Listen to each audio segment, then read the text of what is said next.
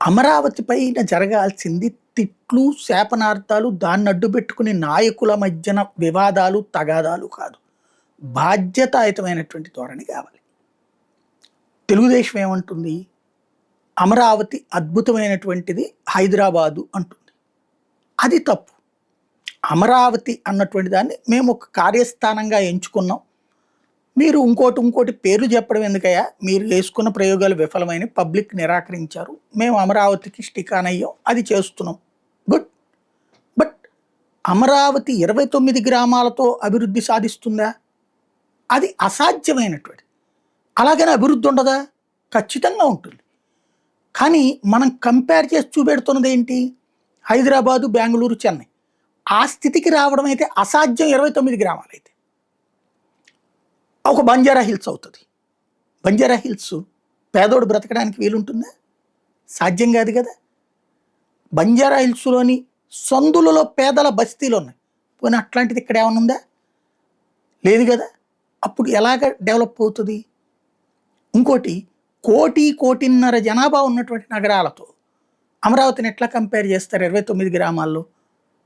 ఇది ఫస్ట్ తెలుగుదేశం ఆత్మవిమర్శ చేసుకోవాలి. ప్రజలకి జవాబుదారీతనమైన ప్రజలు చర్చించాలి దాని మీద. అమరావతి రాజధాని కావాలనుకునే వాళ్ళు అమరావతి, విజయవాడ, గుంటూరు, సిఆర్డిఏ పరిధినంత ఒక నగరం కావాలని కోరుకుని తీరాలి. కోరుకోకపోతే రాష్ట్రానికి ద్రోహం చేసుకున్నట్టే మనం. అలాగే ఒకప్పుడు అమరావతికి మద్దతు ప్రకటించి ఆ తర్వాతన యూటర్న్ తీసుకుని 3 రాజధానులు అని చెప్పి అది చెయ్యలేక విశాఖే రాజధానిగా అనుకున్నాము అన్నటువంటిది ఎక్స్ప్లెయిన్ చేసి అన్నీ విఫలమైన తర్వాత ఇప్పుడు అమరావతికి సంబంధించినటువంటి చట్టాన్ని అమలు చేయించే సందర్భంలో మావిగన్ అన్నటువంటి పేరు అసలు మన భావజాలానికి, మన పదజాలానికి సంబంధం లేనటువంటి ఆఫ్ఘనిస్తానో, పాకిస్తానో అన్నట్టు ఓ గన్ పేర్లు పెట్టుకురావడం అన్నటువంటిది వైసీపీ చేసిన తప్పు. విజయవాడ, గుంటూరు అన్నటువంటిది మీరు యాడ్ చేయకపోవడం తప్పని ప్రస్తావించాలి.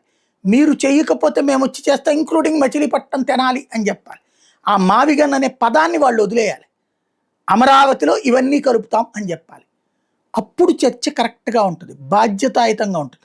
ఇక పైన మార్చము, ఇప్పుడు అమరావతిలో జరుగుతున్న నిర్మాణాలనే వాడతాం, ఎక్స్పాండ్ చేస్తాం డెవలప్మెంట్ని అన్నటువంటి చెప్పాల్సింది అటు వైసీపీ. అలా కాకుండా వాళ్ళు అమరావతి మీద విషం చిమ్ముతానే ఉంటే అప్పుడు ప్రజలు అమరావతిని మార్చే వ్యక్తులుగానే చూస్తారు తప్పించి అమరావతికి సంబంధించినటువంటి అభివృద్ధిలో వీళ్ళు మావిగన్ అనే దాంతో ఆలోచించరు.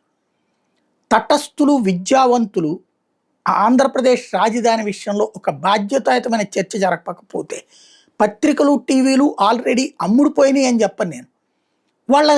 వాళ్ళ యాజమాన్యాలని పని చేయనియట్లేదు. ఆ రాజకీయ పార్టీనో ఈ రాజకీయ పార్టీకో తాబేదారులుగా మార్చేసుకున్నారు. అక్కడ నిర్మాణాత్మక చర్చ లేదు. ఇదివరకు నిర్మాణాత్మకమైనటువంటి బ్యాలెన్స్డ్ చర్చలు జరిపేటటువంటి జేపీ గారి లాంటి వాళ్ళు, జేడీ లాంటి వాళ్ళు, లేకపోతే కనుక ఉండవల్లి గారి లాంటి వాళ్ళు ఇప్పుడు ఇలాంటి వాటి మీద చర్చ వాళ్ళు ప్రెస్ మీట్లు పెడితే పట్టించుకోవట్లేదు, లేకపోతే ఏమవుతుందో తెలియట్లేదు. ఇప్పుడు దాని మీద ఒక రెస్పాన్సిబుల్ డిబేట్ జరగాలి. ఇర్రెస్పాన్సిబుల్ స్టేట్మెంట్స్ పక్కన పెట్టాలి. లేదంటే ఇప్పుడు బాబు గారు వాళ్ళ అబ్బాయి తరం దాకా ఇట్లాగే ఎదుగు ఉండదు, బొదుగు ఉండదు. అదే సందర్భంలో జగన్మోహన్ రెడ్డి గారి వాళ్ళ అమ్మాయి, ఆ తర్వాత వాళ్ళ వారసులు, ఆ తర్వాత వారసుల దాకా ఏది రాజధాని క్లియర్గా డెవలప్మెంట్ చేసే ప్లాన్ ఉండదు. మనకి ఖచ్చితంగా ఒక బలమైన రాజధాని ఉండాలి. అది హైదరాబాద్, చెన్నై, బెంగళూరుతో పోటీ పడేటట్టు ఉండాలి. అది జరగాలంటే అమరావతే కావాలని కోరుకునే వాళ్ళు సిఆర్డిఏ మొత్తాన్ని నగరంగా ప్రకటించేలా చూడాలి. లేదు 3 రాజధానులు అనేది వరకు అన్నోళ్ళు అయినా సరే ఇదే పాయింట్కి కట్టుబడాలి తప్పించి రాజధాని మార్పు అన్నటువంటిది పక్కన పెట్టాలి.